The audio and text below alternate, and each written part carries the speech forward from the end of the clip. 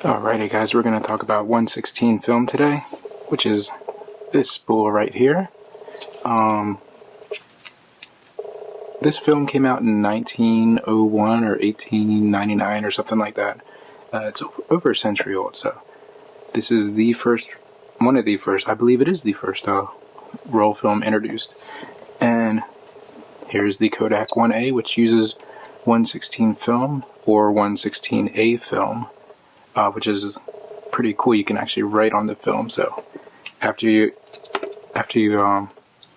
take an exposure, let's say New Year's of 1901, you can actually write New Year's 1901 right on the film. And when you develop it, it'll show up at the bottom of the frame. It's pretty cool. So anyways, 1/16 film uses 70mm film, which is this guy right here.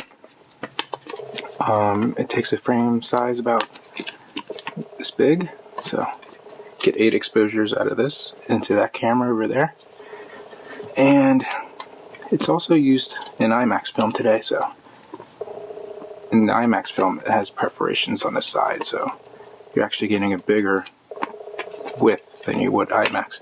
Anyways, so this is a 70mm film canister, which can also hold this, so if you don't want to send this whole thing out to get developed and you want to keep your backing, you could just put it inside of one of these guys. Mamiya, Graflex, and Hasselblad have film backs that use this type of canister with 70mm film. I know the Mamiya back can't use the non-perforated film. You have to use the Graflex back for that, which goes on the 4x5 cameras. So quick comparison with 35mm film. It's twice as big. Check that out. And it's actually bigger because I believe on 35mm film, since you're only counting the space in between the sprocket holes, it's 24mm. So you get a nice big medium to shoot with there. So we're going to talk about developing. And all you need to develop 70mm film is, which I kind of discovered by accident, is a 2-tiered Paterson reel system. So let's take this out. So there's the tank, there's the 2 reels, and you can't use a single tank, you need a double tank or bigger. So let's take these guys off. You're going to need the tube, so keep that right there. And we're going to take apart the reels. Put these guys right here. Put these guys right here. And you know there's one fat side and one skinny side. So when you put it together, the skinny side always goes in the fat side, of course. But today we're going to take skinny side, goes in backwards on the fat side. And you're going to put it on this tube. And it has to go like this, because if you just put that like that, it'll just wobble around way too much. So put that just like that. Skinny side and the fat side, back on the tube. Now it's kind of snug. It's not going to wobble around. You can adjust it so it doesn't move so much. And then take the other skinny one, put it on the other side, and then you're going to line the 2 bearings. Bam, bam. And once you get those aligned, we're going to treat this film as if it was 120 or 35mm film. So, get this aligned up really quick. Make sure it gets on that bearing. Give it a little squeeze so it's on there. So, alright, make sure it's on the bearings. And you're going to wind like you normally would with the Paterson reels.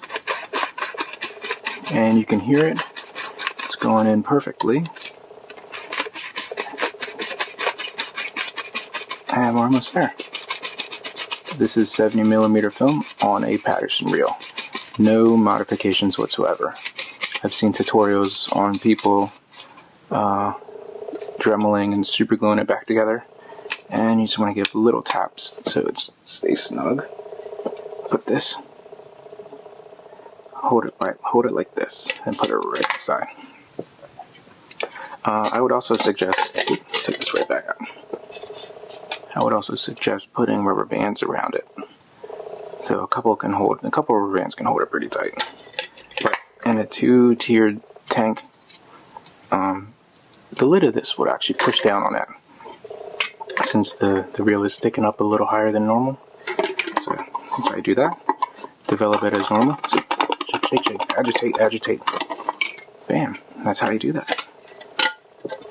there, film is still in place, and it's actually really easy to get off. All you got to do is pull on it, and there it is. Send this off to dry, and you're done. And that's how you develop 1/16 film on a Paterson reel.